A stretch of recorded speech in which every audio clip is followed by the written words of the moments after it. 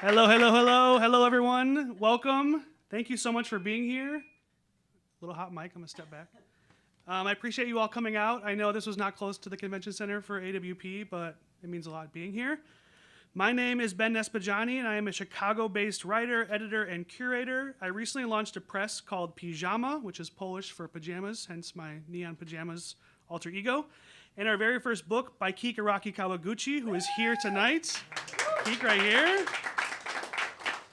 The book will be out in May. We have early reading copies and matchboxes, so feel free to help yourself, grab a copy. I also host a bi-monthly reading series in Chicago called Neon Night Mike, and I'm so glad to have an LA offsite edition with you all tonight. We have 11 wonderful readers, poets, novelists, surrealists, and absurdists, my favorite writers all in one room. Everyone will get 10 minutes. Like I do with my series in Chicago, I'll introduce each reader with their erasure bios, where I pull from their online bios and erase words to make them something new and strange and very weird. But first, let's begin with a quote from Ricky Ducournay, as all readings should begin, to kickstart us into the weird. Ricky Ducournay, the GOAT. Beneath the moon, beauty flies out of the window, over the square, past the library, beyond the high tower, where a hag and a king, a frog and a wolf sit together, speaking of dark things. Ricky Ducournay. First up, we have Dashiel Carrera. Dashiel Carrera, here is our erasure bio. Dashiel Carrera is a computer deer. His research explores the human bomb. Give it up.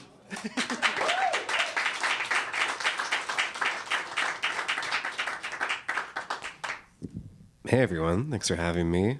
It's an honor to be here and wonderful to see some familiar faces. I'm starting with two brief pieces here. One about a human bomb and one about a computer deer. The first one's called Decoherence. It is from The Deer, the novel which I sent to Ben, and it's about sort of family and motherhood. So I'll start reading that right now. I am alive, but not alive. Sister in the kitchen, searching for what we lost.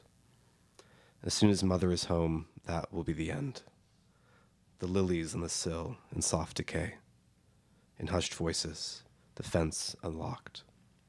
Her words soft, slow, precise. Sister is quiet. I hold her in the light. She hands me an orange. I peel it and spit. We are as scared as before. Something in this late hour, a spirit hanging in the brush. It is like the wind in the day through the trees. I tell her she must feel it. Her arms fall by her side. It has been so long. She lays in the grass and moans. I nod.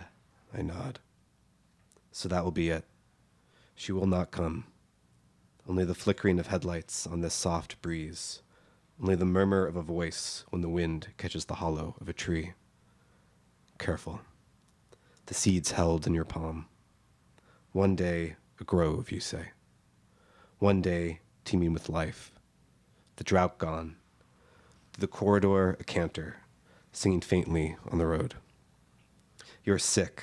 I am too, sister. But there is nowhere for us to go. What else remains? You will not say. The pictures have long faded to parchment. You hand them to me. You said you were writing a novel? Use this, you say. Write on this. They teem with what was, as a novel should. I say no, sister. A novel must teem with what is. Mother is sick, like us. She holds the bowl to her chapped lips and slurps. We swallow, and her eyes flicker behind her tangled bangs. I knew her best when I was younger, when little had touched us. Now her arms are in bruises. Now her blouse is in frays. Now she is and is not. A voice, a low croak, which echoes when we sleep. I talk about the country, about the edge of all things. I talk about the cure and the bodies laid out in grace, in great floral display. The words scrawled on the pantry door. The doctor removes his stethoscope and puts it to Mother's heart. He tells her to breathe out slowly. I imagine the cool of the metal in my chest as if I am her. The air hisses through the tube of her throat. We're on the porch. I ask him again if she'll be all right. He lays the stethoscope around his neck, clicks close his medicine bag. I take a step forward, and as he parts his bubble lips to speak, I know from that open, gaping mouth that the answer is hiding in his lungs, just as it is with her. Sister asks, but Sister knows. She rocks slowly in bed, a blanket draped around her shoulders. I wish I had better news. I kiss her cheek, whisper in her ear, I wish I had better news. Mother prepares another bowl. We eat slowly. The kitchen light rocks back and forth. Sister leans back on the counter, popping bread in her mouth. I read aloud to Mother. It is the old book from the before times. The title has long disintegrated. I say, this is the story of a cat. She nods slightly. Or maybe it is a rocking. Maybe her head was rocking. I only thought it was a nod. I say, the cat goes into a box. I say, a man comes up to the box and he leans down next to it. I say, the cat does not make a sound, not even a scratch. I say, the cat's tail slowly curls around itself, but the man does not know because he cannot see the cat and the cat cannot see him. I say, the man must decide if the cat exists. Sister says yes. The breadcrumbs fly from her mouth, ripple on the surface of the soup. She raises her spoon and winds her eyes in the evening light, says yes. And in an exhale as cold as the ice which lines the kitchen window, Mother says, no. No one has come along this trail for several months. I've counted the weeks with bottle caps on my bookshelf. Now there are 28 in all. We're the last ones? I nod slowly. Yes, sister, we're the last ones. What about the doctor? The doctor comes here at night in a puttering cloud of smoke. He comes to the gate and asks her mother, and I blink and tell him she's in the den. He laughs and throws a stethoscope around his neck, follows the path like a blood-sniffing shark. I light a cigarette. The task is an ugly one, but we know it must be done. Never have we said it, but it hangs above us like the smoke, like the fading sunlight and the gentle wind, the low humming of the fan. As he leaves, the doctor laughs. I can see it in his gestures and how quickly he places the money in his pocket. He tells me that when he drives here, he sees a creature which steps out into the light and coos, black nose pointed toward the moon. I have always known what must be done. We could do it with a pillow, says Sister, as gentle as sleep. No, I say, it will be painful and slow, the kicking. We could do it with herbs, she says. She knows the right combination. A quiet nap after supper. No, I say. That would mean she does it to herself, the poison spoon. Okay, she says. We'll lay her in the garden. Let the riders take her. The riders, I say? They will come. That's the end of the first piece. Thank you. All right. This next piece is called Chestnuts. It's excerpted from a novel called Salute Loose, which I'm just announcing submission now. This was published first right here in Los Angeles, actually, in Los Angeles Review Books Quarterly, by Paul Thompson, who one day I hope to meet. And this is another brief story in a slightly different tone about motherhood. We carried chestnuts from the park, behind the trees and the smoke of our little houses. We tucked them in our pockets and hid them beyond the tips of our mittens, just past the fingers, and snuck them into our homes. We buried them beneath our beds, tucked them under our turtles' tanks, and stowed them in our sock drawers until the next day when our mother called from beyond the door. In the schoolyard, they were currency. They could be bought and sold for Lunchables or toys or whatever we desired. We received them in outstretched palms, figured the smooth of their bodies, and passed them to our friends so that they, too, could feel what it was to be full. But when winter came, the chestnuts grew scarce, and what little was left of them was lost. We buried them in the ground. When the ground grew cold and hard with snow, the chestnuts lay trapped beneath the soil. Then, when Mama got sick, we went out to our yard and dug them all up with our fingernails, snow soaking the elbows of our jackets. We carried them overflowing to our arms and our pockets to her room, and one by one, we placed them on the sheets, first along her thighs and her arms, and her stomach, and her hands. Then over her toes, and her chin, and her eyelids, and her mouth, so she could die, as she'd always wanted, a wealthy woman. Thank you.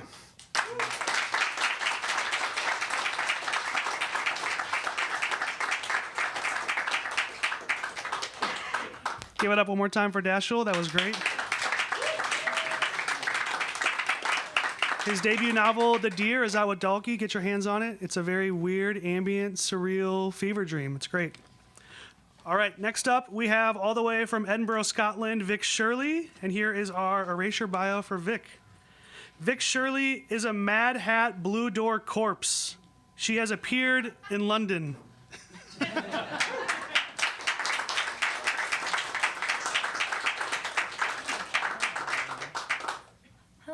Hello, everyone.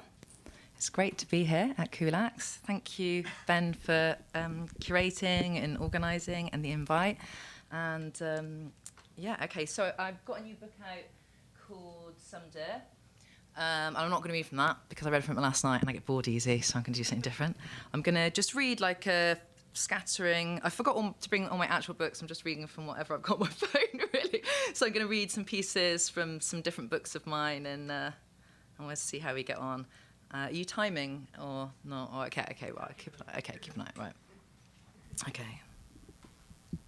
Oh, it's a bit tall. More than a feeling. The only thing that made her happy was listening to Boston's More Than a Feeling. It started, ironically, as many of these things do, parties, air guitar, rock and roll hand horns. Next thing you know, this woman's got a convertible, the top down, driving down highways, looking earnest and wistful, saying, Jesus, I love this song. Under her breath, clenching her fist tightly, lost in the sheer power of the track. She's walking into bars, buying whiskies for guys, taking them back to a motel, making love to them, swishing her long blonde hair about, with Boston's More Than a Feeling playing. By now, she can only climax when listening to the song. Then she starts collecting guys, training them to learn to sing it. She keeps them in the basement, feeding them only traditional foods of Boston, such as Boston baked beans, Boston chowder, and Boston cream pie. Eventually, one of them escapes and blows the lid on her. Others weren't so lucky. She is sentenced to the electric chair, but is allowed to listen to her favourite song as they throw the switch. Okay. What shall I do next? Okay, let's see.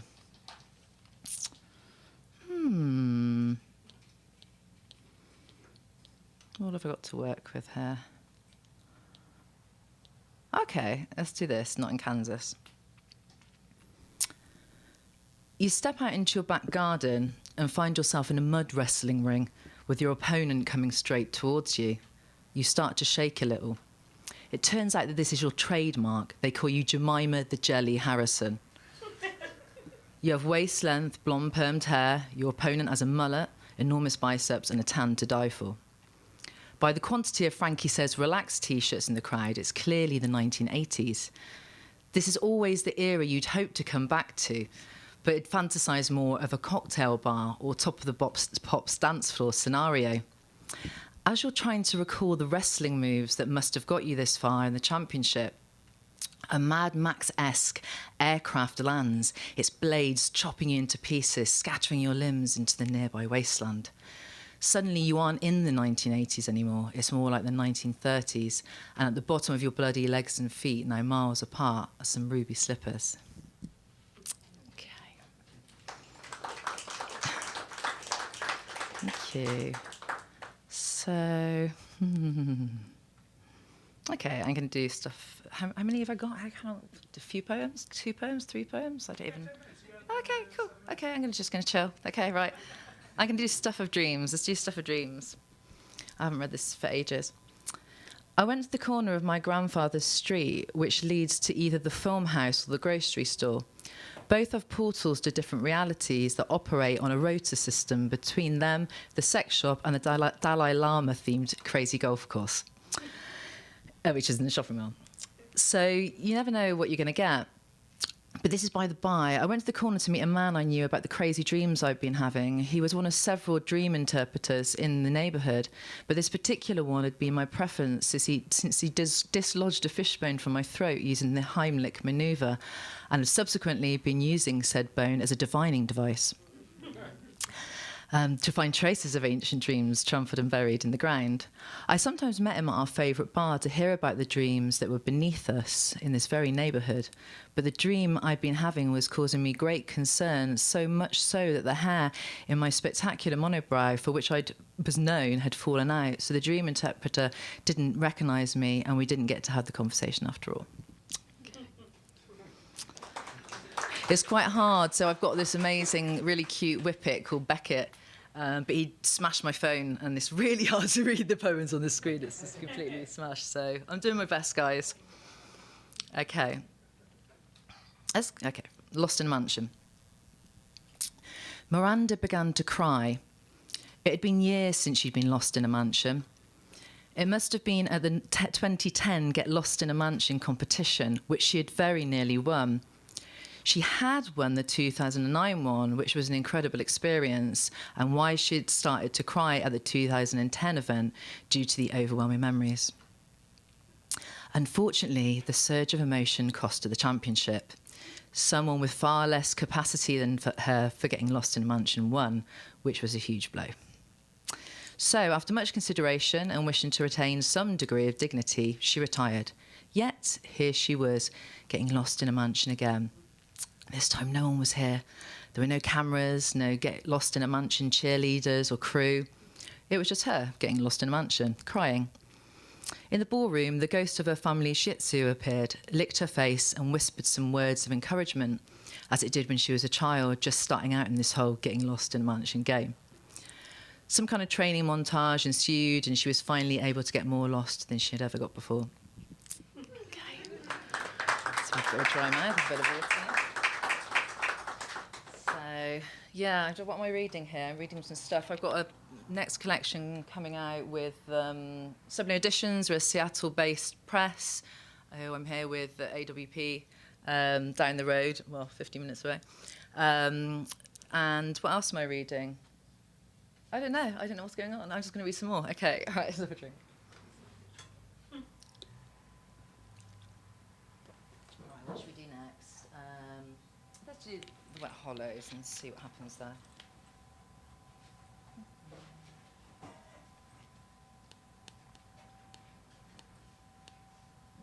I'm going to do a lipogram in A. So if people don't know what a lipogram is, so it's a poem written with words just avoiding use of the letter A. So this is what I came up with.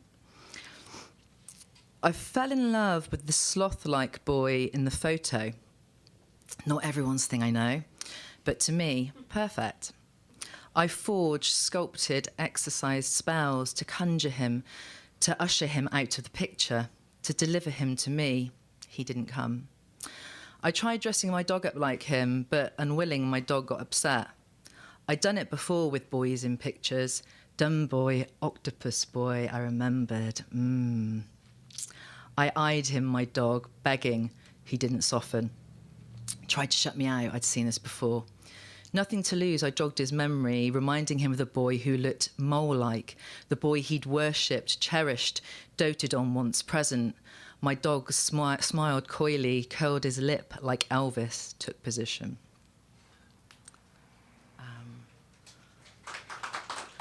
Okay.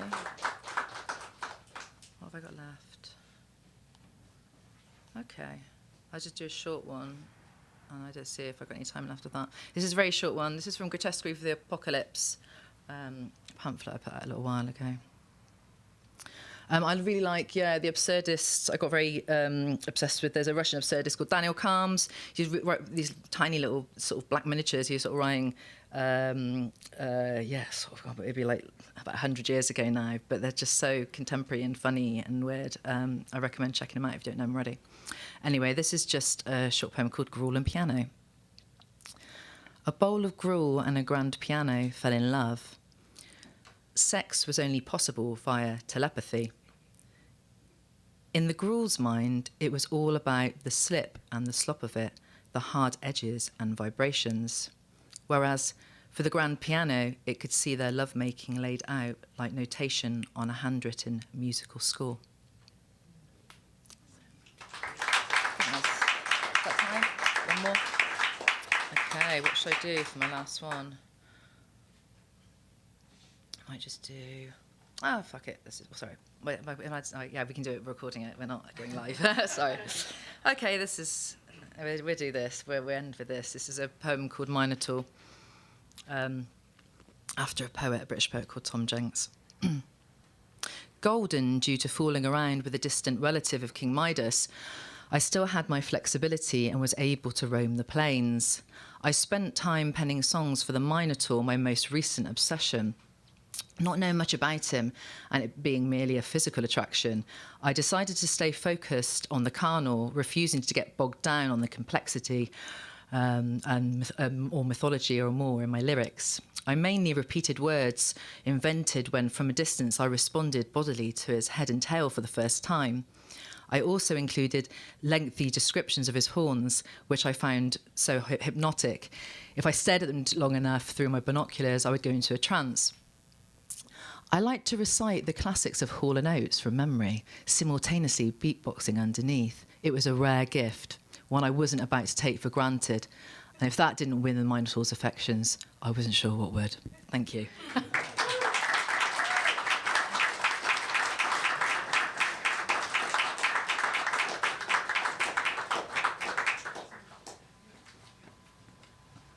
One more time for Vik Shirley. Give it up, all the way from Scotland. She has a new book out called Some Deer with Broken Sleep Books. Get your hands on it. Every prose poem starts with the phrase some deer, if I recall correctly. All right, next up we have one of my favorite people and poets and my AWP roommate, C.T. Salazar. And here is our erasure bio. C.T. Salazar is a Mississippi acre, a rhino. They live in the headless delta.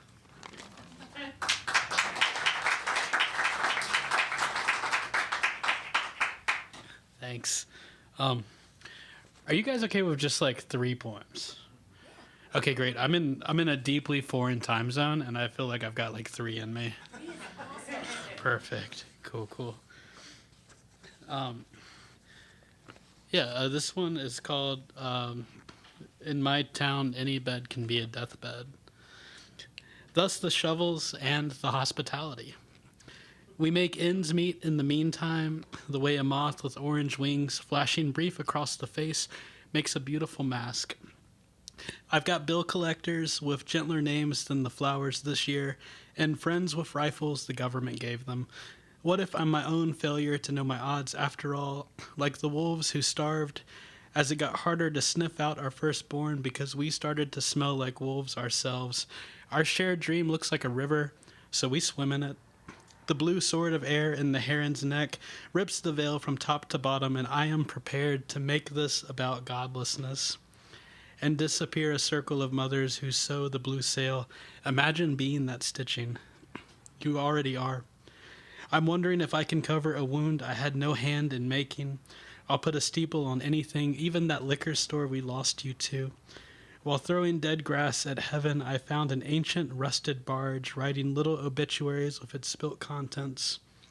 We are like the wilderness in that way, always breaking our contracts with memory. One day I'll have to let all of this go, even the way my dad says boy and means boomerang. Come back. Autobiography. I can never escape it. There's too much cemetery in this dirt to hide the evidence of our inmate-labored world. When the steel mill moves out, a prison will move in, but right now my brother is making more money than he's ever seen, and I keep finding myself where I shouldn't be, loving a man who holds a book like he's staring into a skull. The storm cloud-colored birds, the horse that smells like the forest fire it spent the night running through. Sometimes the bombers practice how quietly they can fly through a country by flying through their own. I watched your imprint in the grass rising long after you got up. That the state would kill us means we're in pursuit of its fathomable limit, or we're not. Out here I don't feel like I'm anything, but my beloved is painting a fresh red coat on the old red barn. My heart is hardwood clear-cut. Like the wilderness, I'm in my own way. Help me dream my deceased back into heavy thrashing catfish. This is only the beginning. Some cages are purposed to encourage your confession. Here's mine. There is no magic trick. All those people who disappeared are dead, and I went on living, no longer fearing the flood that will revise all of this. Lifting your casket, it made sense. We are as much the levee as the levee. Thanks.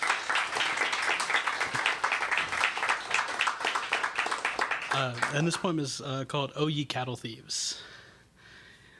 In your city, I say thank you. My problem is I thought I was a visitor to the death machine, but actually I am a citizen. Our last governor killed us. Our new one puts on a white apron every morning, butcher that he is. Thank you. My father used to whisper it into the phone, and I knew debt was a golden guillotine some men watch sway over their children. I'm worried I'm asking the wrong questions entirely, but what happens if your copper-bottomed heart catches too much rain, and who is watching the police watch you? If God is out naming fireflies after jurors who helped convict innocent people, if the propaganda says you could be innocent, what would you trade for that? I smell the pines on you. Do your hands hurt from holding them against your father's antlers? Does our slow death have a flag we could burn? Like a 10,000-year-long movie God puts on to fall asleep. Not the crackle of stars. Not even the fireflies will get credited in the end. It's silly to miss you this much when you're right here. I thought but didn't say.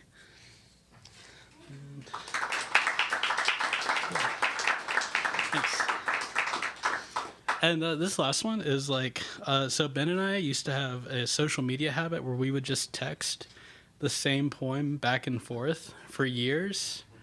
And it's a poet named William Aberg, and the poem is Romantic Firewood. But this is a poem inspired by his poem. It's called Made of Mud. I thought I was outgrowing grief, but I was growing wings instead. The black snake gone blue in the light. Out of the garden and down the battlefield, my love is shining like a smoking star. The cattle have come, songless and singed. Heaven's gates are electric, filled with wings, and love is a blue snake biting soldiers on the battlefield. You've got my permission, but the emptiness fills the bright fruit. You've got my persimmons, but the emptiness feels like the cattle are growing wings. Garden in the battlefield light. Soldiers are out smoking. Shining grief for the black snake. In love with the song. Biting fruit instead. I thought I was outgrowing wings instead. Blue in the light and down the battlefield shining. The cattle have come. Heaven's gates are filled with wings. Love is a blue snake on the battlefield, but the emptiness fills. You've got my persimmons, but the cattle are growing wings. Soldiers are out smoking. Grief for the black snake, biting fruit, growing grief. But I was the black snake, gone out of the garden. My love is like a smoking star, songless and singed, electric and biting soldiers. You've got my permission, the bright fruit, the emptiness feels like garden in the battlefield light, shining in love with the song instead. Thank you.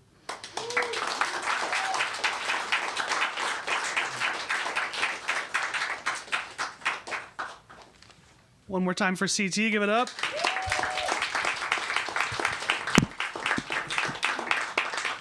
I'm so jealous and angry of that last poem. William Aberg has this poem, and he switches each stanza, and I've tried 100 times to do it, and they're always horrible poems.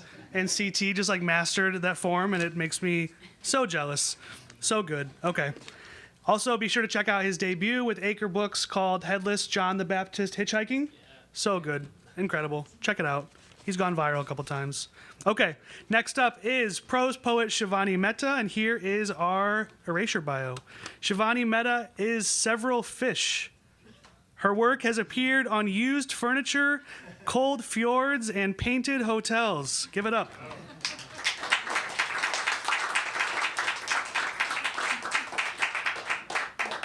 That's so much better than my actual bio, so thank you for that. So this first poem is from a recent issue of Conduit, the journal. It's a great journal. I've been trying to get into it for years, and I finally did it. Thank you. I know. I like it's just a little party. It's called I'm Learning to Love the Sadness of Horses Standing in the Rain.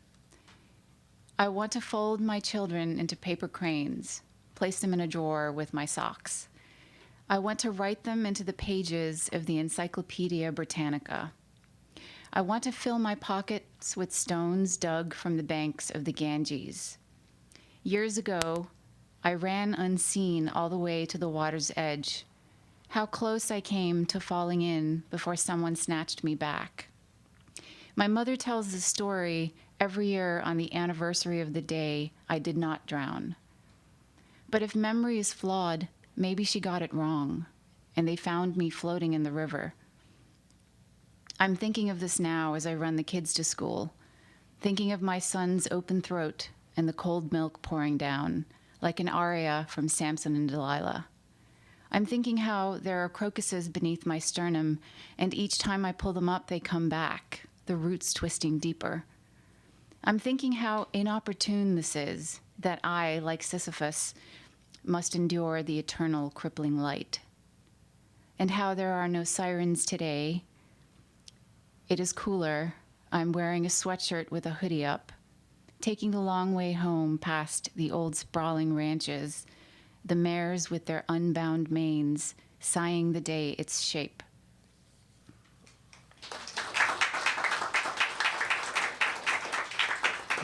And now, in a bit of shameless self-promotion, my second book is just come out and is available at AWP. Thank you. So these are just a few poems from the book. Origin Story 1.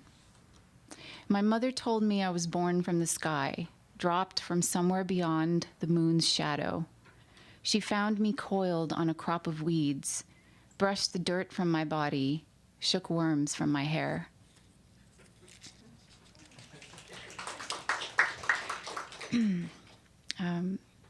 Ascension. One summer, you walked your sadness on a leash the way people walk a dog. Remember how, immune to gravity, it floated somewhere above your right ear. At night, the light was bronze, reverent, like the halos around dead saints. Children tied balloons to your sadness, but it did not grow lighter.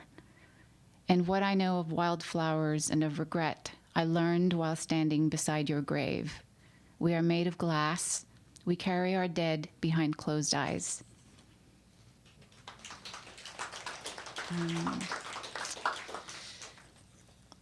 This one is called Invention of Dreams. A woman believes her shoes are wings. Every time she bends to tie her shoelaces, the woman closes her eyes and imagines she's an angel. She read in some Bible or other that in order to achieve weightlessness, you have to empty yourself of every story, conviction, and crumpled napkin. She tries this while her husband sleeps, turns herself inside out like a pocket. This is how the dream was first invented. A woman suspended 6 inches above a bed, a man asleep in her shadow.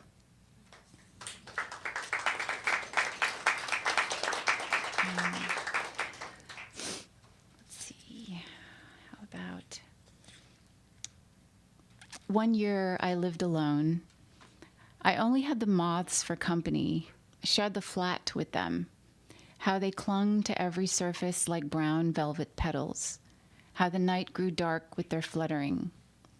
Light filtered in as if through a thick curtain. I grew accustomed to the gloom. On cold nights, we huddled in front of the fireplace, I under a coarse blanket, the moths forming a dark border around it like sentinels. Sometimes I read aloud. To myself or them, I'm still not sure. The sound of my voice soothed their trembling. When I undressed for bed, their wings cast shadows on my skin. They swirled around the room as I slept, alighting on my thigh, an upturned palm, my closed eyes, like a kiss.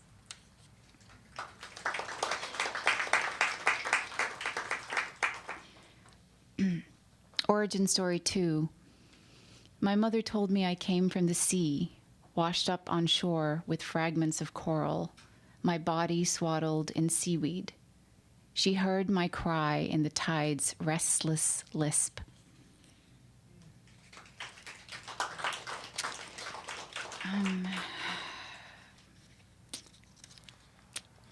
Time? Good? Good? Okay. Origin story 3, because why not, you know? My mother told me I was born from the seed of a pistachio nut. She planted it in the garden and waited. Once a day, she squeezed my body, testing for ripeness. When I grew to the size of an avocado, she plucked me from the branches, peeled the leaves from my skin like an orange.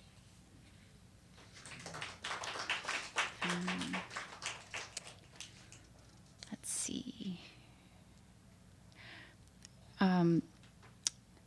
This one is called The Invisible Girl Can Be Anything She Wants When She Doesn't Want to Be Invisible. A snow leopard, a tree, an owl. The invisible girl senses her mother's grief at the invisible girl's impermanence. She sees it in the unrelenting length of her mother's hair, her skirt's worn hem. But the invisible girl cannot help her invisibility.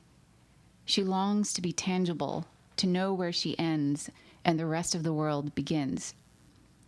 She envies the concrete bodies of other girls, their silhouettes, and the way light must travel around instead of through them.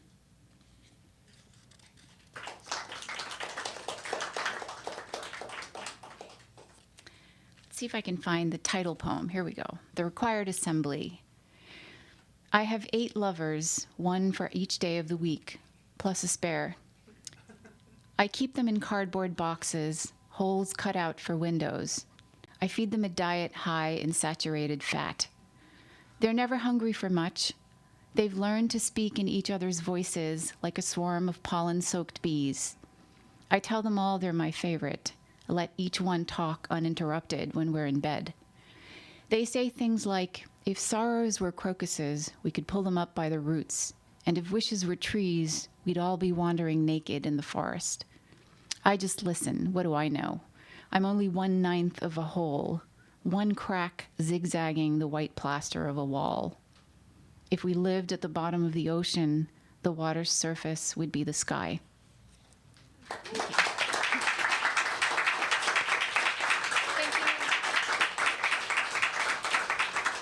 Keep it going for Shivani. And CT's debut is about headless John the Baptist, and Shivani's debut is useful information for the soon-to-be beheaded. So we got some decapitation back-to-back going on over here. Very cool to see. Up next, we have Henry Hoke, which is really cool because Shivani said open throat in one of her poems, and he wrote the book Open Throat. But I won't give that bio away because we have erasure bios. We got to keep it on theme. Here is our erasure bio. Henry Hoke is the sticker throat. His fence crimes have co-created humor. Give it up.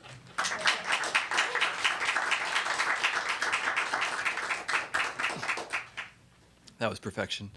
That's amazing to be in this remarkable venue. Thank you, Ben. Thank you, everyone. I haven't read from paper in a while, so I'm going to do that, which is very exciting for me. It used to be all I had. So we're going back to the roots. Here we are. So at some point soon, I had a wonderful day spending time paneling with Andrea Lawler, who means a lot to me. And they convinced Penguin Random House to publish this anthology that's coming out called Pocket Stars, which is like a bunch of people writing around their astrological signs, sort of organized in such a way. I know my signs, but I don't know what sign this will be affiliated with. But this will be in that collection, that anthology, probably next year. And I kind of consider it my pandemic novel. It's 5 pages, but I spent the pandemic in Brooklyn, and I was like, I'm not going to write about this. But I just wrote this. It's called The Dolphins Are Returning to the Gowanus Canal. When the saxophonist in the park does a thing at me with his eyes, I know we'll be fucking soon. It's a horny world again. The dolphins are returning to the Gowanus Canal.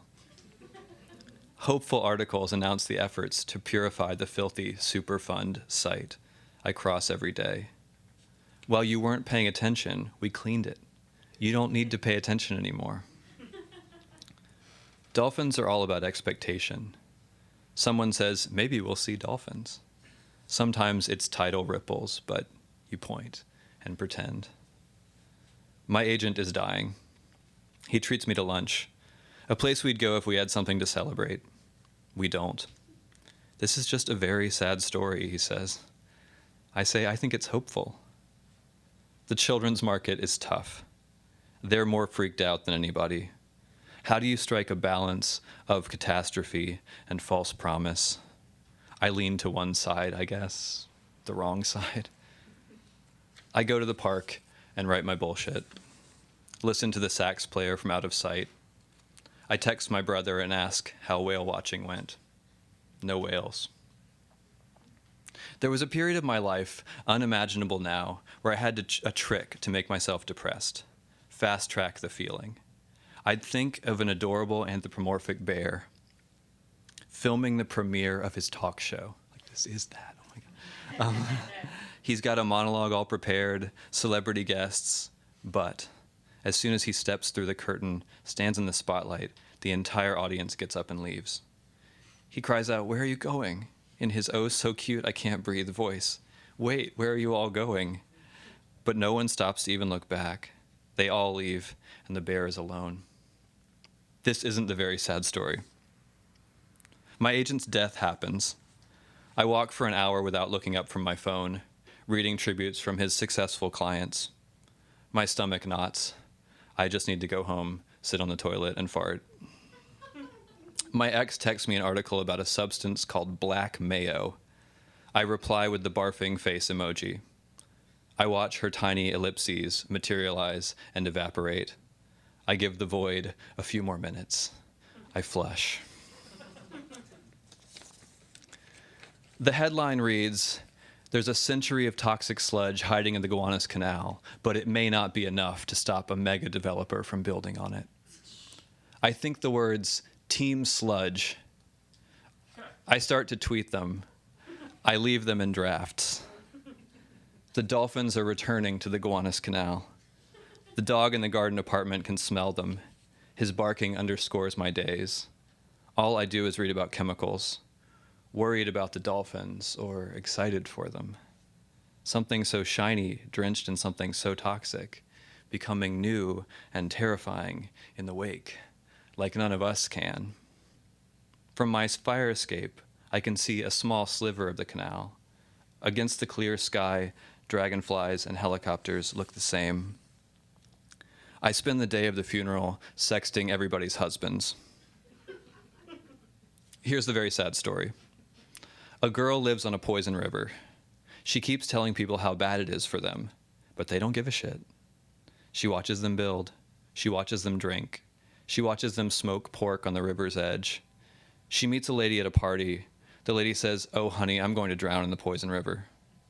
The lady is the first to flee when everything goes down. The girl stays to warn the new people that move in every day.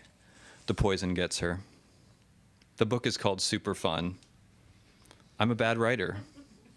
I'm honest with myself. I have lunch with my agent's widow. "He really wanted something to happen for you before, she says. "It's okay," I say. "I was always grateful." When we're done eating, I go toward the bathroom and enter the kitchen. There's briny water flooding the white tiles. A sous chef appears like an auditory hallucination.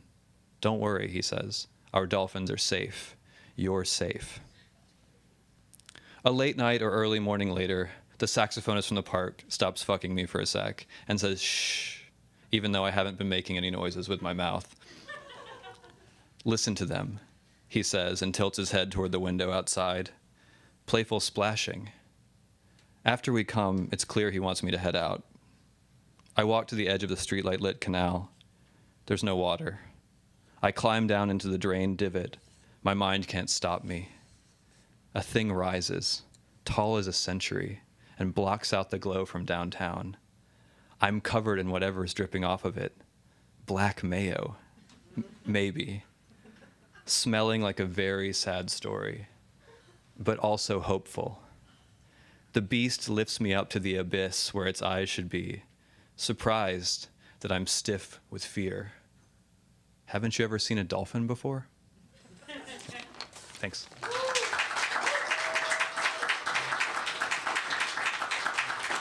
Keep it going for Henry. His fragment and novel Open Throat was one of my favorite reads of last year. Get your hands on it. It's unlike anything you'll ever read. Really, really cool. Next up, we have poet and translator Sawako Nakayasu. Here is our erasure bio. Also, we're halfway through the reading. How we feeling? We're good? Woo! All right. We have one very enthusiastic person in the crowd. Appreciate it. Sawako Nakayasu is a world of roguish translations. She is the mouth of ants and waves. Give it up.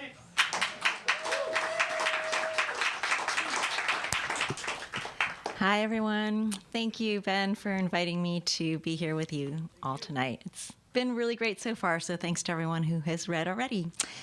I'm going to read some new work that have only been published in journals or not at all.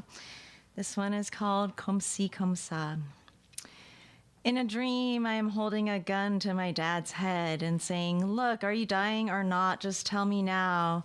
But it's a modified kind of Russian roulette, and on the fateful round, the gun poofs into a bouquet of flowers, and he smiles warmly, says, "Thank you, that was exciting. It's been a good life. Maybe I'll live a little more. You can have the flowers if you like." And I eat them all, the flowers, the gun, my words, my shoe.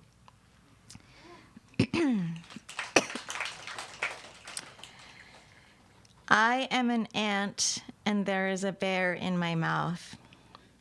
Who knows how long it's been like this, how long it will continue. I see my mom rushing out to put a stop on things, but instead of rescuing me from the situation of being an ant with a bear in my mouth, it is plausible and likely that she will correct the wrong problem, put a hat on the bear or a scarf around my neck. I have other friends who are equally prone to rescue the situation in the most incorrect of ways. I know one who is likely to hang a circus tent around us and start selling tickets, and another who will break into a run, full speed in search of help, though who knows what kind of help that will bring, and another, even worse, who will write a poem, a sad poem. How do I explain that this is not a sad poem kind of situation, nor is it a situation requiring hats, scarves, or spectators, or professional rescue squads, or poems of any kind? Nobody knows that as soon as the bear is popped out of my mouth, a profusion of silent flowers will explode from the depths of my throat, creating a different look for the same problem. No one could ever possibly imagine that there's only one purpose for this current situation, a situation with no rescue, only purpose, and that is the situation of my being an ant with a bear in my mouth. Both the arrival of the situation and the articulation of the incontrovertible fact of the situation serves one and only one purpose, which is to split the world into those who have passed through the portal and those who have yet to do so.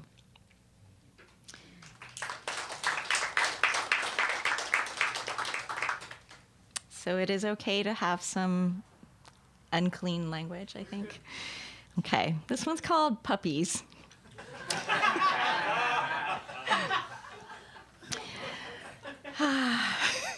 When a famous avant-garde French poet gives you one of his books, you think, how nice, for a brief second, before you open it and think, putain, what the fuck? It's full of page after page of Polaroid photos of vaginas, scribbled over with acrylic marker in primary colors. True story.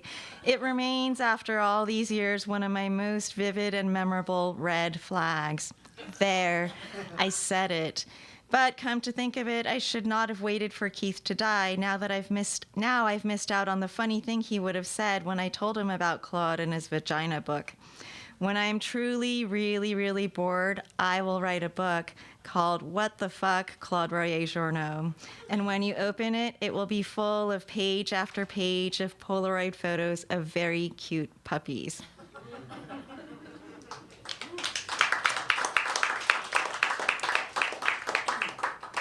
Okay. I'm going to skip this one. Strange freedom of the dog wends its way under a bridge. I rush to lay down the next brick, then the next. of the unfinished bridge under the dog? What is freedom when the bridge is yet unfinished? What is a bridge with no one around to cross it? What is no one when everyone else has better options? What is an option? What is doggedness? What is a gambit? I am encouraged to choose the path of least suffering, but I must get to a different land just to find out how to measure such matters in this unique kingdom of pain. I am told that my methods of measuring no longer hold water. I am told that it is already too late for those who have drunk the water. I am told that no one is listening, no one is looking. In other words, I am strangely free as a dog, if that is the option I choose, one option out of many dogs. Okay. The next one's called Panda, and I guess I'll confess now that my working title for the book I'm writing is called Zoo. And it's a little bit longer than the rest. It's the last thing I'm going to read. It's a little bit long for a poem, but short for a story, I think. And here we go. Panda. I have a bad feeling about this, so I shove my hands deep in my pockets. But of course, that's precisely the moment I desperately need to scratch my nose. I hesitate, then cautiously pull out my left hand, at which point an even greater itch transpires there, and in no time at all, a small blister bubbles up in the middle of my fleshy palm. It keeps growing until it is a small pink mound, wiggling slightly. I can make out something that looks like a tiny body.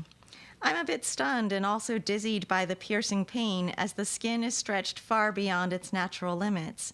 I use a sharp pencil to carefully puncture the tightly stretched skin of my palm, and with that, it all pops open and reveals a baby panda, sitting upright in the center of my aching hand, blinking and disoriented, just like I am, blinking and disoriented, just like the room, blinking and disoriented, which is also my bedroom, which is also my office, and yes, it is also my kitchen and my dining room, blinking this way and that. All of us, me and the panda and the bed and the desk and the table and the chairs and the fridge and the closet, all thrown off of what used to be a lovely and simple orientation called my room, my lovely room that was just a regular room when I woke up this morning, a room where I did my living and eating and sleeping and working, where they gave me my business and I gave it right back, and now look at us all, dazed and blinking and wondering what to do.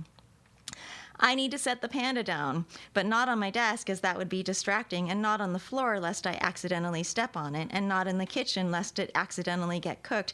And seeing as it is a baby panda after all, even though to be honest it looks more like a discolored rat, I suppose I'll have to set it down on my bed, though like I said, I have a bad feeling about this. But I do it. I gently angle my hand down so that the panda can slowly roll off and land right in the middle of my bed, this pinkish hairless thing. I return to my desk and back to work, but before long I'm having an even worse feeling, and I'm even more frightened to take a peek at my hand where it is happening again, another emergent panda. If I was only mildly distressed the first time, the fact of a second panda brings all of this into the realm of a situation and not just a fluke, a one-off panda incident, something you could more or less ignore, as I was hoping to do with the first panda, which was already transformed into a full-grown panda lounging on my bed, wearing an inscrutable expression. It just goes to show how little I know about pandas if I can't even distinguish friend or foe. I blink hard, but apparently not hard enough. Each time I reopen my eyes, the ratio of panda to room has shifted a little. This little room of mine, now occupied by 2 pandas more than ever before. At least I know what to do with the second baby panda. I let it roll down gently onto the soft belly of the first, now fully grown panda. They must be family after all. And now I am in even more of a hurry to get back to work. There are things I need to get done as soon as possible, just in case this panda situation worsens. I'm besieged by a strange and curiously gentle, almost pleasant kind of nausea. Given the course of events, perhaps I'm about to start vomiting baby pandas. But no, they continue to emerge from the middle of my left palm. The passageway must be loosening up because it doesn't hurt anymore, and I don't even bother to stick my hand in my pocket. I just leave my left palm face up on my desk and have in the meantime grown faster at typing with only my right hand, as pandas keep bubbling up out of my left hand. These new ones are arriving more fully functional than the first batch, so I don't even take them over to the bed. They just push their way out of my hand and stumble over to the bed if they're tired, or to the kitchen if they're hungry. Some get dazed at the morning light streaming in through the window. I feel dazed at the morning light streaming in the window as if it were any other ordinary day, and I brace myself for whatever kind of day it is about to become. I am a little alarmed at how quickly they grow into full-size pandas.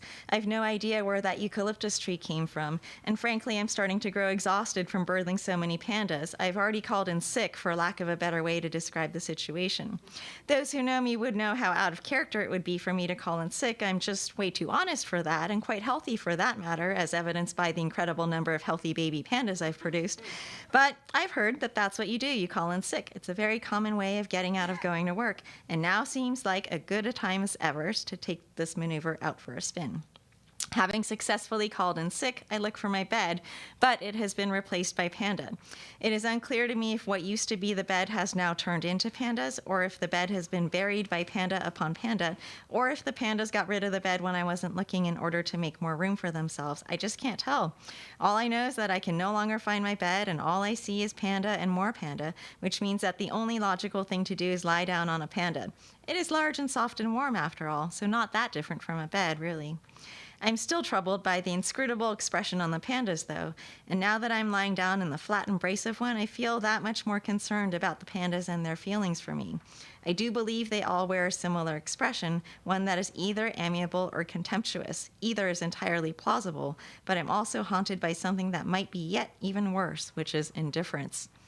For example, you'd think that if I lay down on a panda, that gesture from me would produce some kind of a response, at the very least a little twitch or a wink or a little pat on my trembling back. But no, nada, nothing. It's as if these pandas are not real pandas, but are actually robot pandas. But then again, robots these days are quite amiable and friendly and warm, and these pandas in my room are cold, cold, cold. Except that they are warm, warm, warm. I'm sweating. I'd like to open a window and let in some air, but guess what? All the windows are blocked by panda. I'd like to change out of the sweater and into a t-shirt, but when I open the closet door, I can see nothing but panda. As I slam the door shut, I think I catch a glimpse of a panda wearing my t-shirt, but I can't be sure, and there's no point in going back to confirm.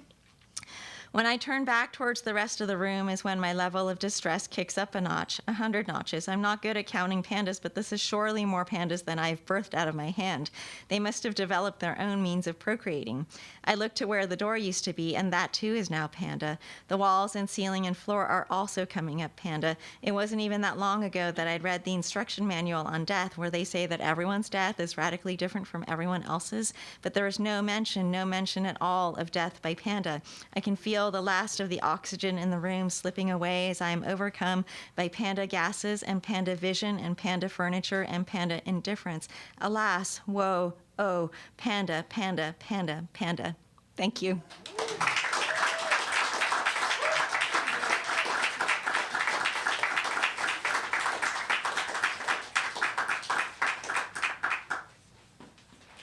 One more time for Sawako. Keep it going. All right, next up we have Kiik Araki-Kawaguchi, and I'm going to stray from the erasure bios for 1 second and give a little bit of a plug. So I launched a press because of Kiik's manuscript. He sent it to me in 2020. I read it about 15 times. I sent him a cold email out of nowhere saying, what do you think about launching a press with your book as the first one? It's coming out on May 27th. Disintegration Made Plain and Easy. We got blurbs from Brian Evanson, Lemony Snicket, Joanna Ruocco, who's here, Brandon Shimoda, Carol Guess, and Zachary Schomburg, who says, I hope you are okay with nudity. We have matchbooks somewhere here, which I'll hand out after the reading. Oh, they're over there. Grab one. If you don't leave with a matchbook, then you're my enemy forever, so just grab one. I'm really happy to have this press launch and have the first book be with Kiik. It contains beautiful illustrations by Gao, who's also here, who I've only met on Zoom until today, so this is all really, really awesome. Grab a copy. It comes out in May. There's QR codes floating around. And now, to keep it on theme, here is our erasure bio. Kiik Araki-Kawaguchi is a dream pop bus ride. He is the disintegration of insects. Give it up.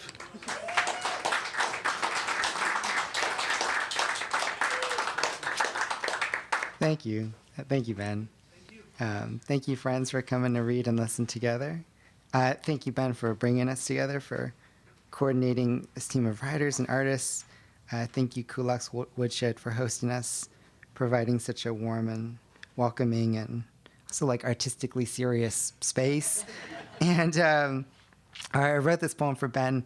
It's using a prompt that Ben gave to my creative writing students. And the prompt was to find a poem, look at the first line, and then to try to write the exact opposite of every word and phrase and take that line for a new poem. So it's kind of like starting with like some reverse sourdough, like for a new poem. And this came out of the exercise. So this is for Ben. It's called More.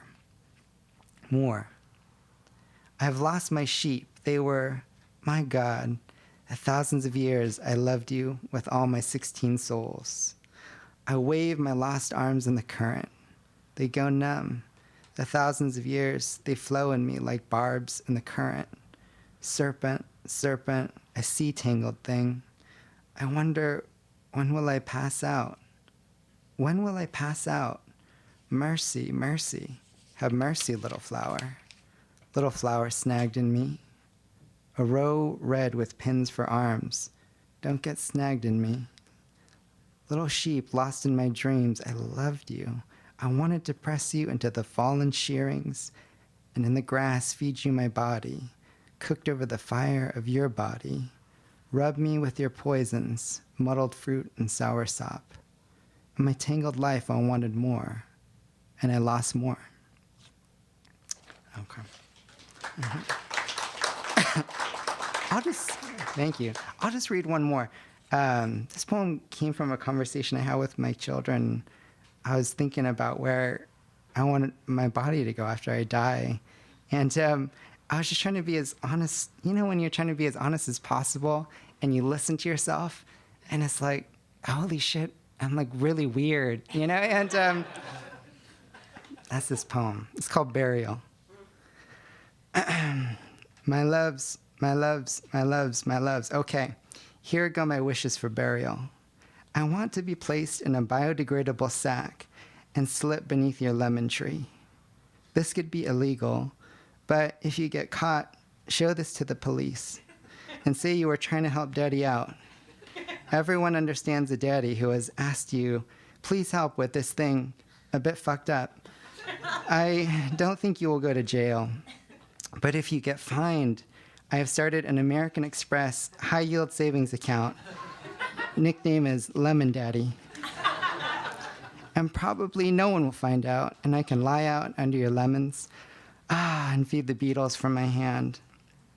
And I can give all I've got to making your lemons good. And lemons are good on so much: salads, fish, rice, pasta, soup, tea, cleaning your fingernails after making your fish dinners. I will sing to them, swell up, little ones, drink up, sweeties. And then when you pluck one bright, swollen, cut it open, lean in, you will hear the song, here I am, here I am. The only thing I don't like is I don't want worms to crawl into my ears and tickle them. I know this has to happen, so I'll accept it. But yuck. But everything else will be great. So much love for you packed in my body. Body becomes beetle. Beetle poop is the bread of worms. Worm poop is like cinnamon toast. Yep, up the roots into the leaves. Flowers, God, I can't wait for you to taste these lemons. They're going to be good, I promise. And if you have to sell the house, don't worry about me. After 6 or 7 seasons, I will be so small, all composted out, leaves, songs, rain, mostly spirit. I can follow you to the next place. Just buy a little lemon tree for me. The account will grow. Lemon Daddy. Put me near your desk. I'll hang out. Just a little thing in your branches. That's all.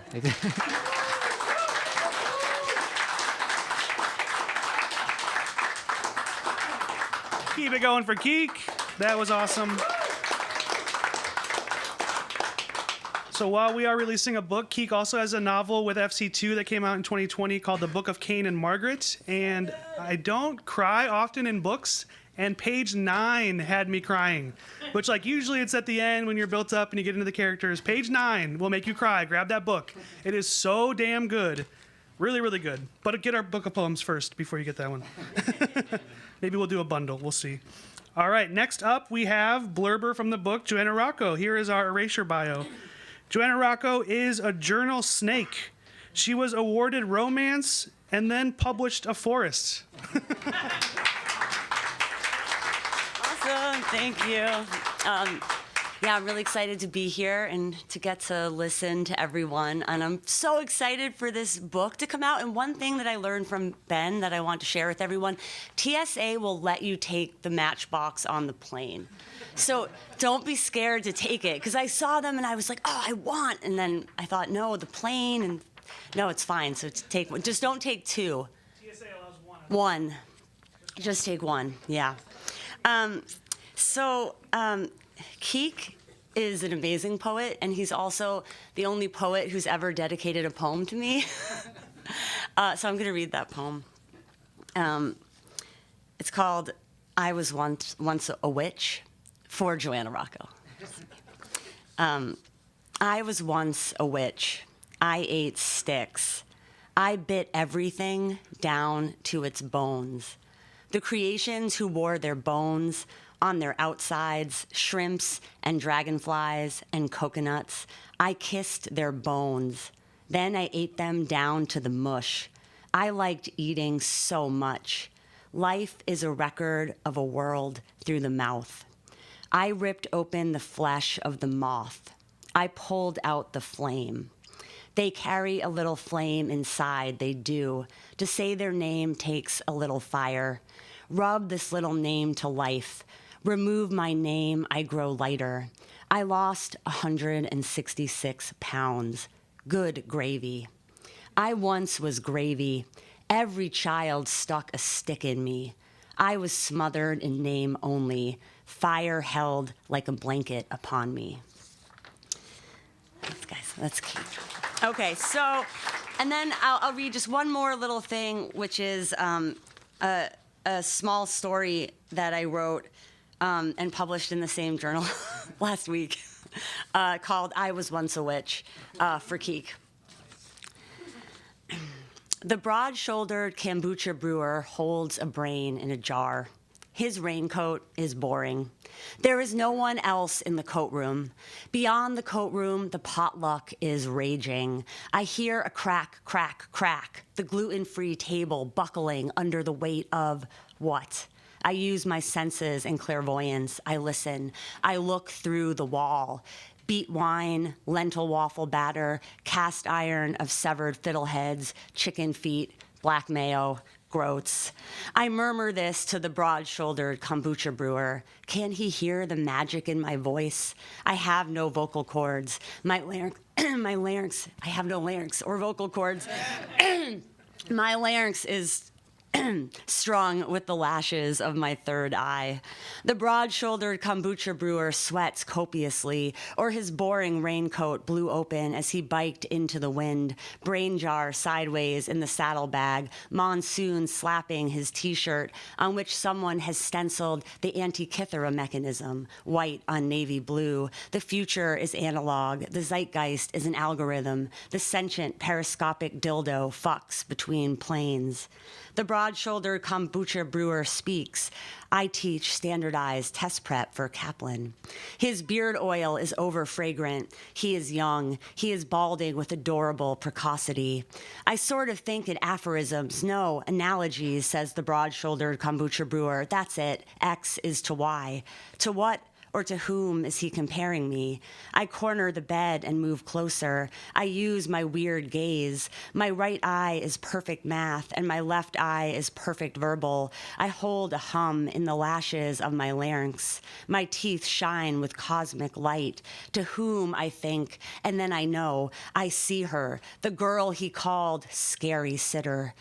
The girl who came after dark, who tiptoed into his room and sat on his bed, black curtains of hair, lips numbed with clove, unmoving as she whispered, I'll let you feel something secret. And she took his hand and brought it through a curtain of hair and around to the back of her head and rubbed it up and down the soft bristle of her undercut. furry bunny, fluffy bunny, sleepy bunny, secret bunny, little boy in the dark. A witch's familiar is the back of her skull. A witch's nape is a bunny, a cat, a ferret, a sow, a frog, a weasel, a wolf, a goat. Mine is 2 star-nosed moles, red as Mars, Shaula in Lissoth, the stinger of Scorpius. For every boy who grows up to brew kombucha, there is a scary sitter, a clove-smoking story hour, sadist boy torturer, bedside nightmare. Was her name Brenda? Was her name Crystal? Beyond the coat room, the potluck calms. The broad-shouldered kombucha brewer wants to get past me, to cross the threshold of the door, after which potluck, after which people, after which no witch, he is thinking, no witch. But I am taking the jar, unscrewing the lid, pressing my finger through the fluid. I stroke. Every broad-shouldered kombucha brewer is a spiritual virgin. He adjusts his body like a fig leaf to cover the loins of his soul. I roll him into a clove, into a dolma. I ask, is that your mother's brain in the jar? He can't answer. I feed him to the brain of his mother. We lick our numb lips. It's a potluck. No one leaves hungry. No one leaves.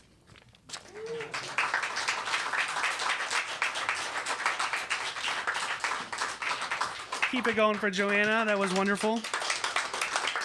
And I do want to shout out Joanna for introducing me to Kiik. You guys did an FC2 podcast during the pandemic, and I was on my daily walk trying to not lose my mind.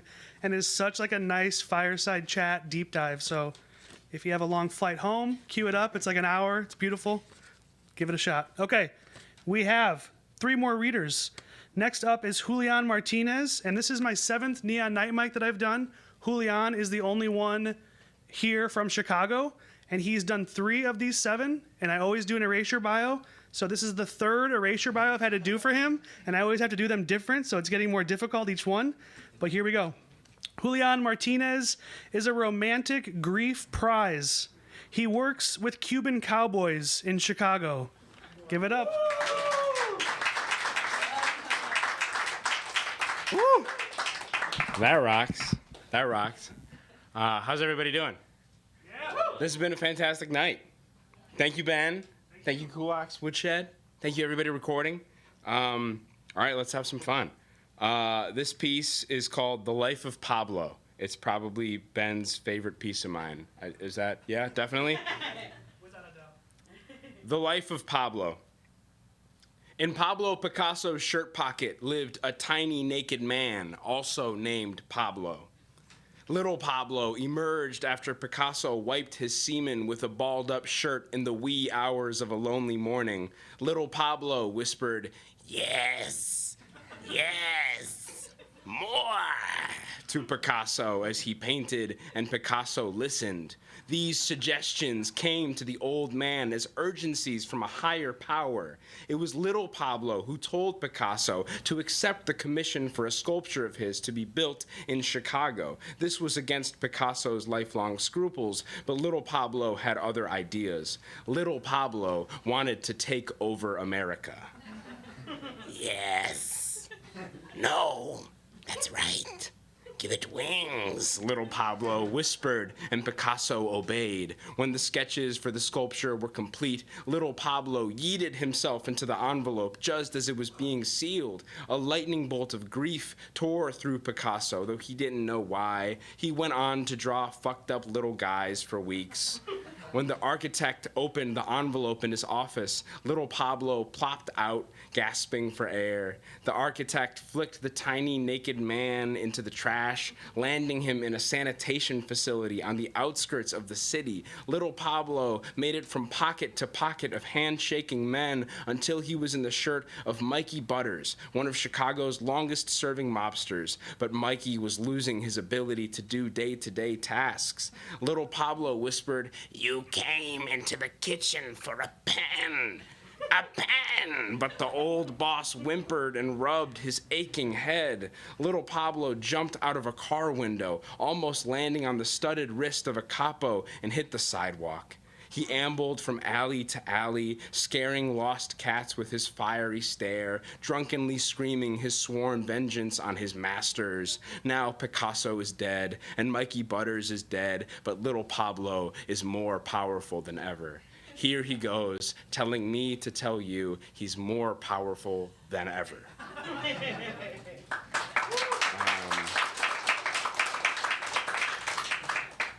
This next piece is called Cartoons. The rental car the insurance company gave me after the accident was great. Wireless Bluetooth speakers, heated seats. What was different was that the car horn wasn't a one-note beep. It went, I'll say, I'll say, I'll say, like Foghorn Leghorn. I'd never felt more in charge of the roads. It gave me the guts to ask out one of my coworkers, a quiet girl with big loud hair, loud glasses, loud laugh. She wore this Tweety Bird denim jacket and used a Roadrunner mouse pad at her desk. We started carpooling, then I was staying at her apartment. Every major and minor Looney Tunes character had a poster on one of her bedroom walls. It was freaky that they watched us, but she was really into it, so I was too. One time, I actually let her finger my hole so deep, I burst out with a Mel Blanc scream. Ah! She said it was the hottest thing she'd ever heard. I'd say it kept our relationship alive for 5 more weeks. By then, I'd returned the rental. After my hunk of junk came back, the insurance company sent a letter apologizing for the unusually defective car horn. As she stepped into my passenger seat on mornings we both worked, I'd yell, I'll say, I'll say, I'll say. And she'd giggle and kiss me, but still broke up with me. Me standing outside with a box of my clothes in the night rain like a movie. There was nothing I could have done better, she told me in her kitchen as I spaced out on a poster of Wile E. Coyote hovering off the edge of a cliff, staring back at me. She needed time to figure herself out. We were just taking a break. A commercial break, I said without thinking, but that just made her burst into tears. I realized we'd never watched the cartoons together, only talked about them like gospel. I didn't even know Looney Tunes like that. I couldn't believe this was what was on my mind. I murmured about having never taken her seriously, and she said, no, that's what I like about you the most. And Wile E. Coyote looked at me like, dude, you fucking asshole. And Roadrunner had this big smile like, see you at work tomorrow.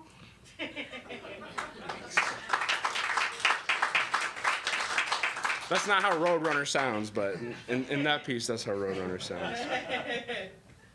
This next piece is called Cleo. Her jeweled hands passed over the crystal ball like ocean waves. She told me exactly how I'm supposed to die, an infection in my skull after a fall from a stranger's window. At one point, I asked her how she could be Miss Cleo when the Miss Cleo from TV had passed away. She froze, index finger tickling my palm's heart line, candlelight painting the maroon of her nails a deep shade, and took a breath of the Nag Champa basement air. She exhaled with a chuckle, and dropping her Caribbean accent, she said, it's a persona owned by the company I work for, my dear. I thought then I'd fallen for a scam, but she proceeded to lay my life open like the tarot cards she had me shuffle. She knew me better than anyone ever had, every embarrassing habit, every good thing about me. She said I would soon go through tough financial times. This was a couple weeks ago. Then yesterday, my boss called me into the conference room and told me I was being laid off. Miss Cleo said I'd be falling in love sooner rather than later, which I found hard to believe until the memory of her dark brown eyes and silky fingertips kept me up all last night. I came back for another reading this morning, but the neon sign in the house's window is gone. I called her company's 24-hour hotline a dozen times, but it was never her. The ladies' Caribbean accents sounding forced and offensive coming out of them. They all said they were Miss Cleo, but the real Miss Cleo is out there. Not the real Miss Cleo, but my Miss Cleo. I love her. I need her. I don't care how I die anymore. I need her to tell me how I'm supposed to live. Thanks.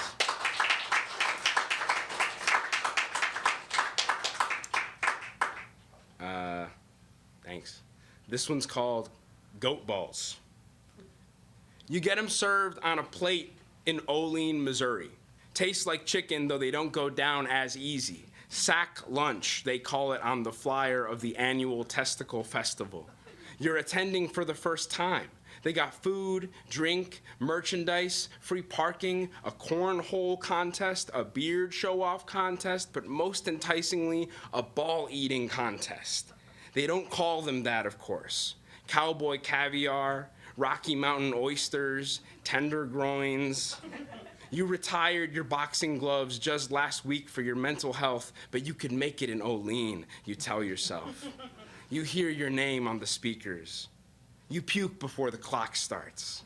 You find yourself signing up at testicle festivals all around the South and Midwest. You lose, and you lose, and you lose, and you lose, and you lose, and you lose, but you've never felt hungrier. Until you're sick with it, till you're in the hospital bed with vitamins in your arms, until you're released, but you're back eating nothing but frozen goat balls bought off the dark web. You stop showing up to work. You run out of money in 3 months, spent it all on balls and boxing club memberships you forgot to cancel. You forgot anything but protein. You're the Thanos of manhood. It's been an exact year when you park for free in Olean again. The Olean prom king, last year's champ, is back, shaking the mayor's hand. His queen is in the front row, gasping at you how everyone at the festival today has gasped at you. With trembling eyes, her hands clasped as she looks to the sky, maybe mouthing a prayer to the gods of her hometown, singing, Olean, Olean, Olean, Olean. I'm begging, but you spit that greasy saliva at her before she's done, as if this had anything to do with her or her man or Olean fucking Missouri. This is about you. You never won a fight in your entire life.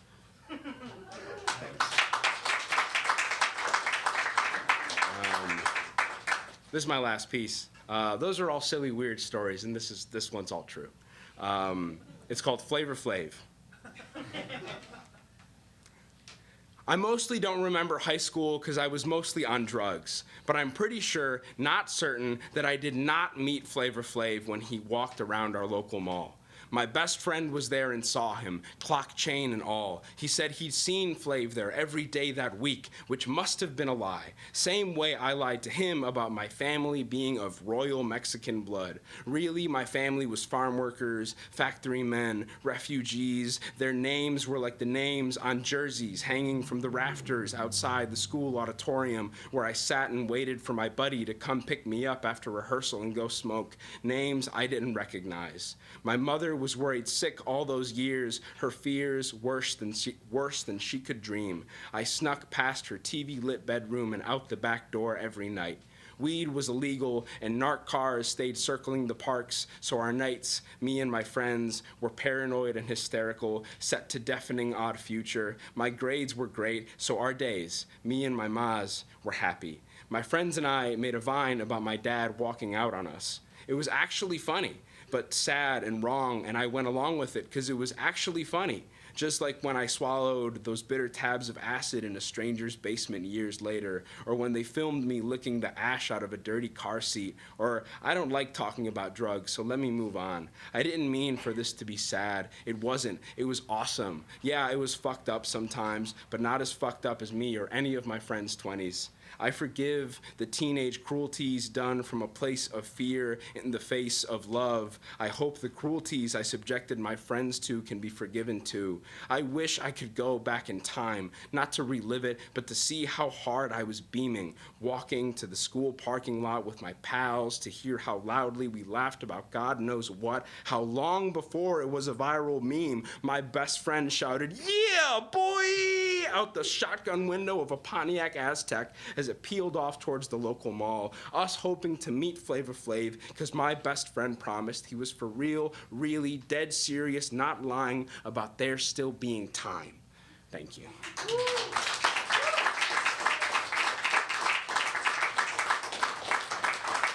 Give it up for Julián. He has his debut e-chapbook available for free download through Ghost City Press called This Place is Covered Head to Toe in Shit. Get your hands on it. It's like 9 pages. It's awesome. And congrats to Anna and Julián for engagement. They're getting married this summer. I got to plug it. Love to see it. All right, we have 2 final readers tonight. So next up, we have Kathryn Scanlan, and here is our erasure bio. Kathryn Scanlan is the absurdist traditional fog. Her diary with a horse was the winner of both Iowa and Los Angeles.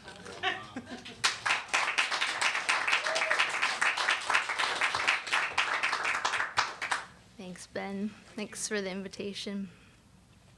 I'm just going to read one story. It's a newer story that I wrote last summer. It's called La Pieta. I would see her sometimes outside her apartment, or what I took to be her apartment, on the bad grass near the steps, smoking and speaking loudly to no one, it seemed, until you saw the ancient, desiccated dog standing near her feet or cradled in her arms. It looked to weigh only a pound or two and was sparsely tufted with beige hair that stuck out from its trembling body and obscured its face.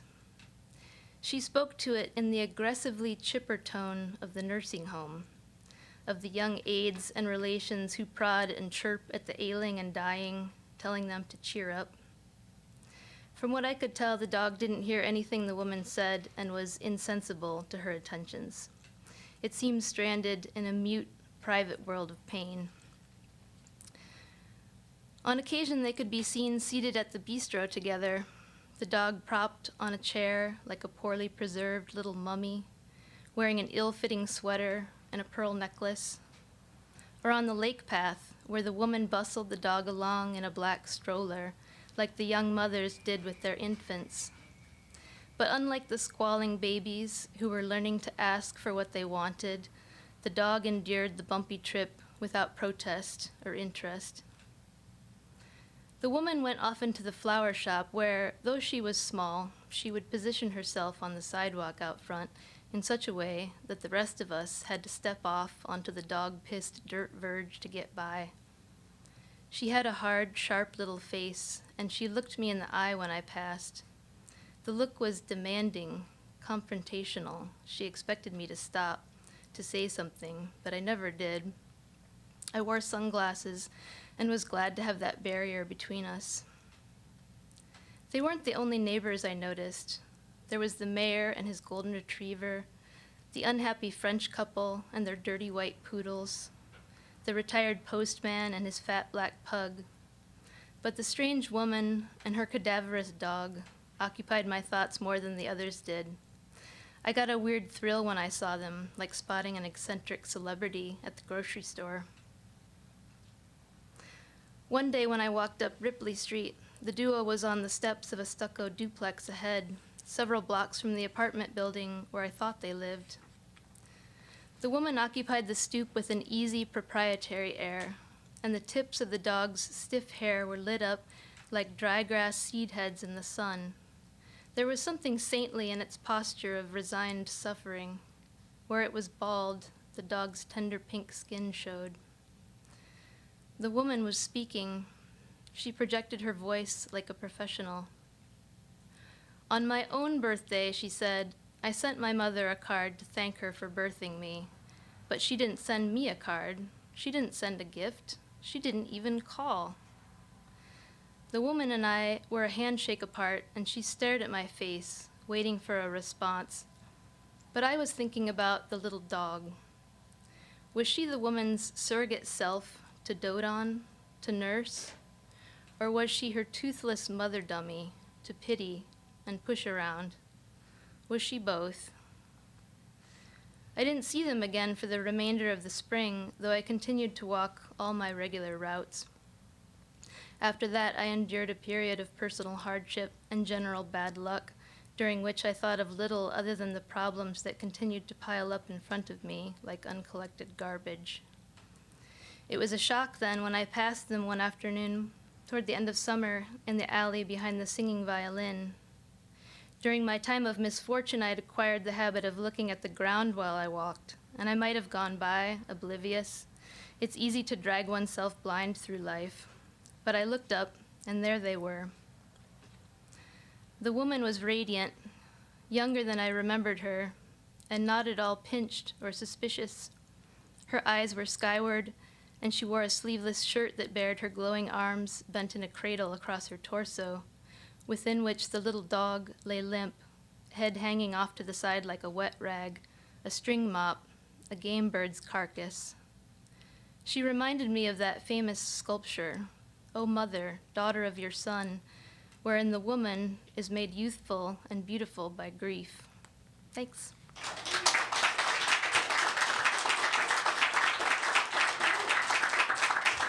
Keep it going, keep it going, keep it going. That was great. Kathryn's books, Augna Fog and Kick the Latch, are so damn good. Get your hands on them. And The Dominant Animal, but those two in particular wreck me every time. Okay. Closing us out, we have Jose Hernandez Diaz, and here is our erasure bio. Jose Hernandez Diaz is a fire parachutist. His lighthouse was awarded a red hen. Give it up.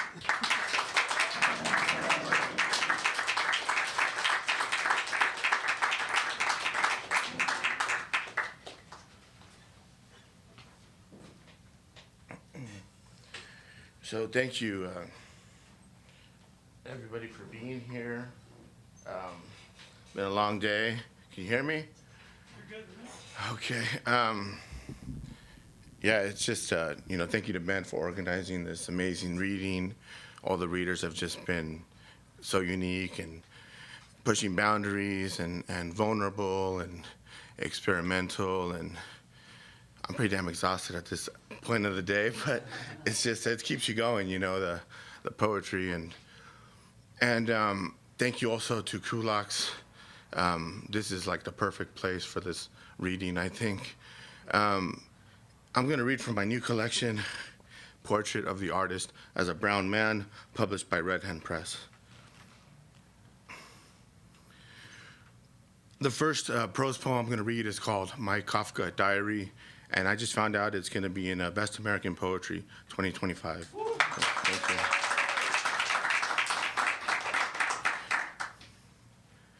Originally it was called it's called My Kafka Diary here. I realized I forgot to tell my editor to change it. It's now called My Kafka Prose Poem, which was suggested by the editor of the Southern Review. My Kafka prose poem. I woke up and logged onto Twitter to discover someone impersonating me.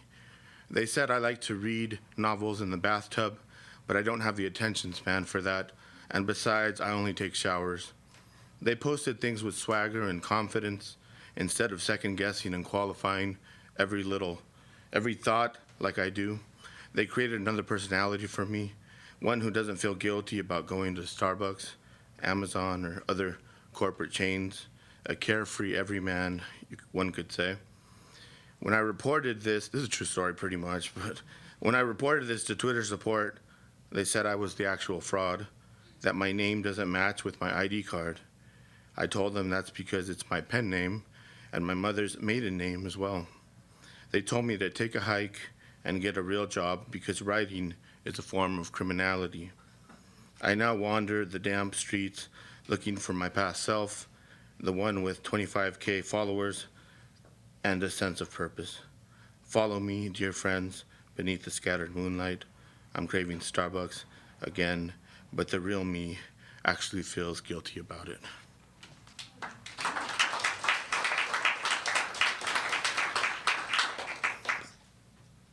So you guys can hear me pretty good, right? Because I'm like far away from the microphone. Been having some mobility issues, so the first time I haven't been able to walk around AWP, but it's still good to be here. This next one is called I Wasn't Lionel Messi, and it was published in Bennington Review. I wasn't Lionel Messi. I turned the calendar in my downtown apartment, and it was New Year's Day. I had somehow forgotten my entire past, childhood included. I didn't even recall my name. Was it David? I looked like a David with my pious haircut. Was it David de la Cruz? No, it wasn't. Ronaldo? Leonardo? Leo? Was I Lionel Messi? No, I wasn't. I was, though, in denial, perhaps of some accentuated failures, my inability to study law, my languid approach to language, my longing for prima ballerinas and tenured professors in the humanities or poetry, Western philosophy, aka the depressive arts. No, I would never be Lionel Messi. I had never scored 2 goals against France. Try as I did.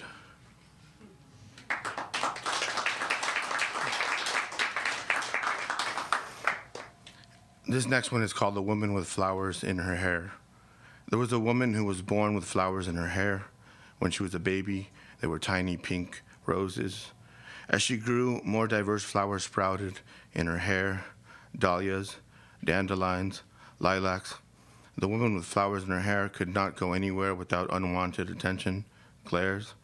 The townspeople called her Flower Woman. She cried at night, tears of loneliness. One day, the woman noticed a pink rose falling from her hair. The next day, an orchid fell. By the end of the year, the woman no longer had any flowers in her hair. She was overjoyed. She danced for days. She found a boyfriend. He turned into a husband. She started a family. She was ecstatic. But it didn't last. She thought she would completely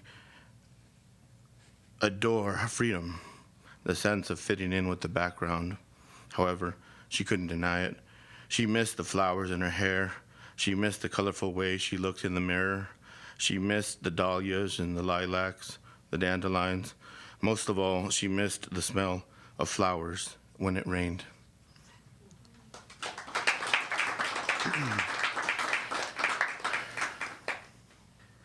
This next one is called Blue Lobster Soliloquy.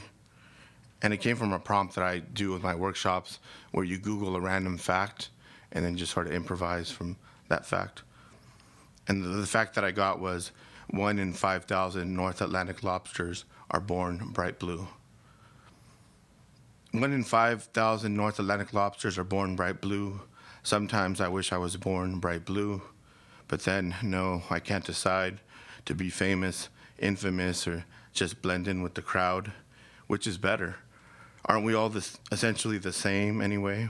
Who decides all of these random circumstances we are born into? No one? God? Mary? The lambs? No one, right? Random occurrence, right?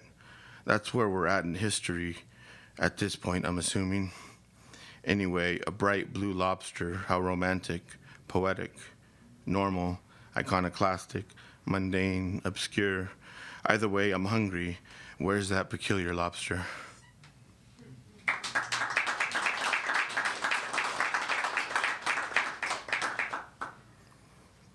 This is my last one. It's called The Summer I Was Good Friends with Salvador Dali and Diego Maradona. I was having coffee with Salvador Dali and Diego Maradona at a hippie coffee shop in Venice Beach one summer. Dali insisted on having black tea. Dali insisted on having black tea. He said he already is drugs or something subversive. They both said I sounded American. Well, I was born in America, I tell them, but I'm Latino, Mexican-American, I say. I asked Dali who his favorite soccer team is. La Barcelona, he says, as he examines the marigolds on the table. I ask Maradona who is his favorite painter. La Frida Kahlo, he says. After we finish our coffees, we walk along the Venice coast. Suddenly, Maradona dives into the ocean. He swims alongside a dolphin. There was a dolphin again. And a local surfer.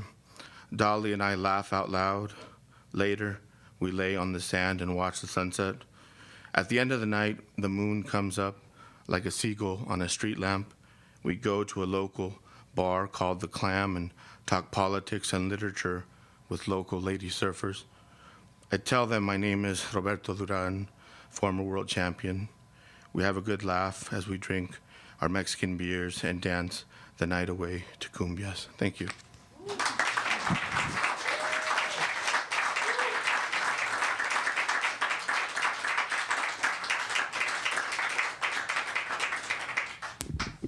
Keep it going for Jose and for all of our readers tonight. For those keeping score at home, Jose has 2 books out this year, and if I recall correctly, 4 in the last 4 years, on a hell of a run. So before I close this out, I do have a cento where I read. I pulled one line from every single one of the readers tonight, and I made it into a little poem. And before I do that, I do want to plug Kulak's Woodshed. They have a tip jar over here. If you have some money in your pocket, it's all volunteer run. Give them some cash. Support if you can on social media. This is such a cool, quirky, weird, awesome venue, and I'm so grateful that they let us host this here. And to close us out in style, I have 11 sentences from the 11 readers who read tonight. See if you can figure out which one is yours. The last ray of sun through the trees is retreating fast. Unable to see, we hear the movement of stars. It was kind of fun, but eventually everyone got dizzy and collapsed. What else will be forgotten? And is this an offering, salutation, or insult? No one in LA has real jobs. As a result, they are too honest. I am right in front of you. Police sirens outside. The leaves are sure coming down. And all she found was a bunch of scattered ashes. Thank you all so much for coming out tonight.